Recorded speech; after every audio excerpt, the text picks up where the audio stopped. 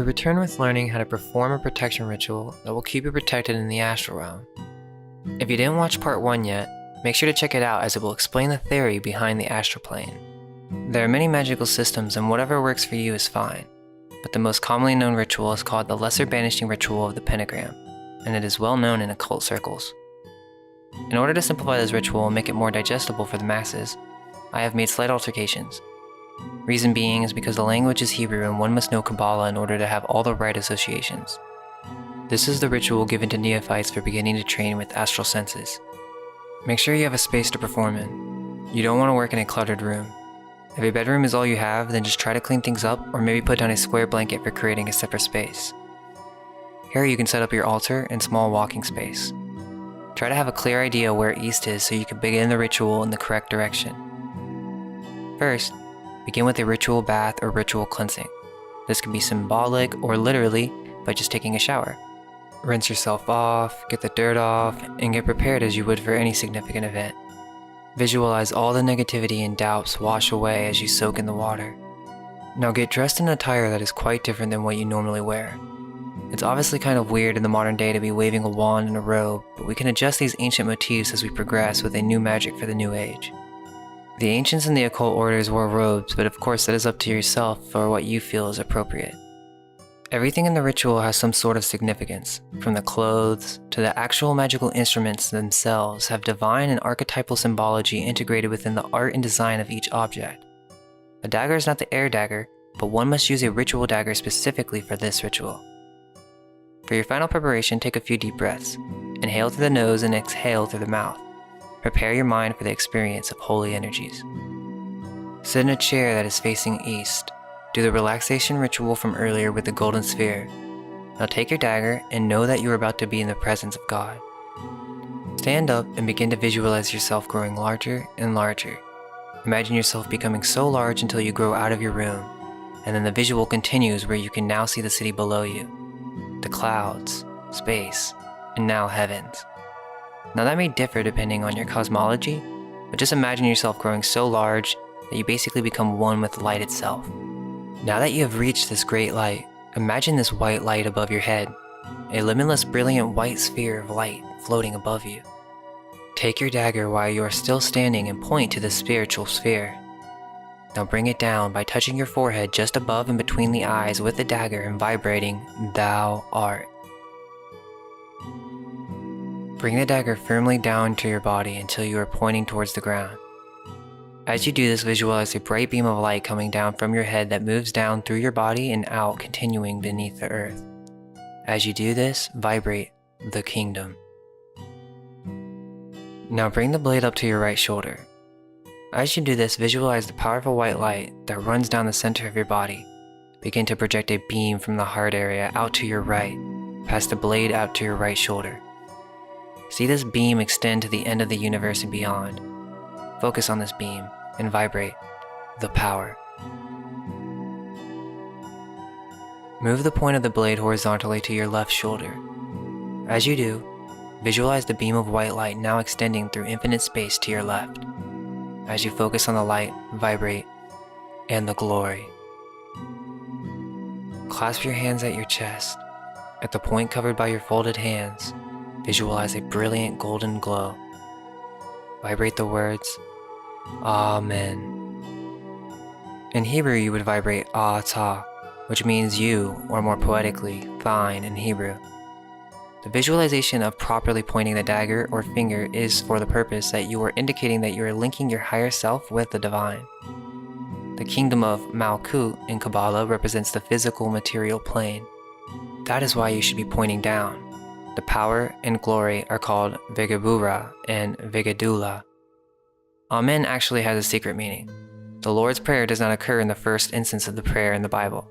It does appear in later instances. Is this proof that the early Christians knew the secrets of Kabbalah? Now for many, ancient Hebrew may be extremely foreign, but there are many systems. This is just the most developed Western system that we have today. And I agree there should be some updates, but for the most part, this next section you will need to be able to draw these pentagrams as vivid as you can for each direction. As you draw the pentagrams, remember, we're going to be banishing, so we need to do it with a specific direction. The Hebrew method vibrates specific holy names of God as you draw these pentagrams, such as Adonai, Eheye, or Yod-He-Vav-He. You can use your own names, or just imagine that as you are creating this flame, that you are using the energy from this divine source. Begin with the east, and draw out the blue flame pentagram and establish this connection between the divine and your higher mind. This is the air element. Turn to the right 90 degrees, and continue the process of banishing through the pentagram. Now at the south, begin with the next pentagram, the fire element. Draw the pentagram for the west, the water element. And lastly, you will finish with the north, the earth element. You should vividly see each pentagram flaming from each direction without any distortion. Now we must evoke the archangels, for they are what truly cleanses an area rid of parasites. These archangels are manifestations for the elements themselves. Now face east where you started and begin to channel the angel of air, Raphael. Visualize before you a figure on a hill in front of you. The figure is dressed in yellow robes, which have some purplish highlights. The figure carries a caduceus wand, Mercury, or Hermes. The more associations, the more powerful the experience and magic will be. You should feel a breeze coming from behind the figure. Say,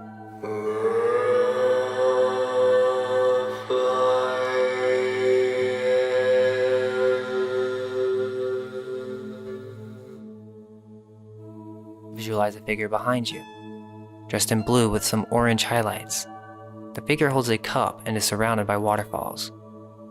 Try to feel the moisture in the air.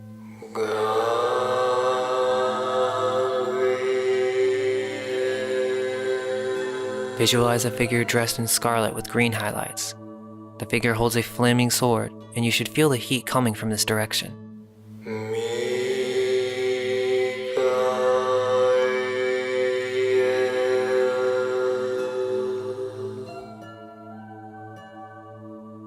To your left, visualize a figure dressed in greens and browns on a fertile landscape. The figure holds some beautiful flowers.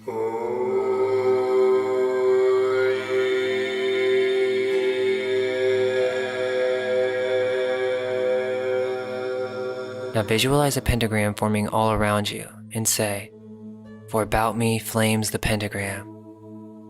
Visualize a golden hexagram, a six-pointed star behind you, and say, "And behind me shines the six-rayed star." What you have done is cleanse the area by bringing down the tetragrammaton. This is your tool against all evil. It's the goal of the magician, the mastery of the grossly elements. The four corners of the higher principles themselves are within you, and you just brought them down to a level where you can actually experience them. For the beginner, this is all taking place in the mind or the imagination, but what you're actually doing is pulling these extremely high aspects of your own consciousness down into your lower mind. This must be done before all magical rituals, and that includes astral projection. Those who do not possess the proper tools before entering the astral plane are increasing their chances for being controlled by something that does understand the nature of this realm. If you are there by mere repetitive exercises, I would urge you to master this art first of discipline and projection first. This is not even the astral projection part. For most of you, you have been using astral senses, but your consciousness is still in your physical body. That's why you must trust that these exercises are actually making a difference for now, until you develop the skills to experience that truth directly. Remember, people separated from society and dedicated years to practicing these occult arts. Some people are naturals and have an easier time with visualization. Whatever the case, have a clear goal of what you are trying to achieve. If you just want to learn this so you can get what you want and manifest some money or something, you'll either fail or make things worse. In time, you will see the benefits of this art, and you must practice these techniques with great responsibility, as a great power is contained herein.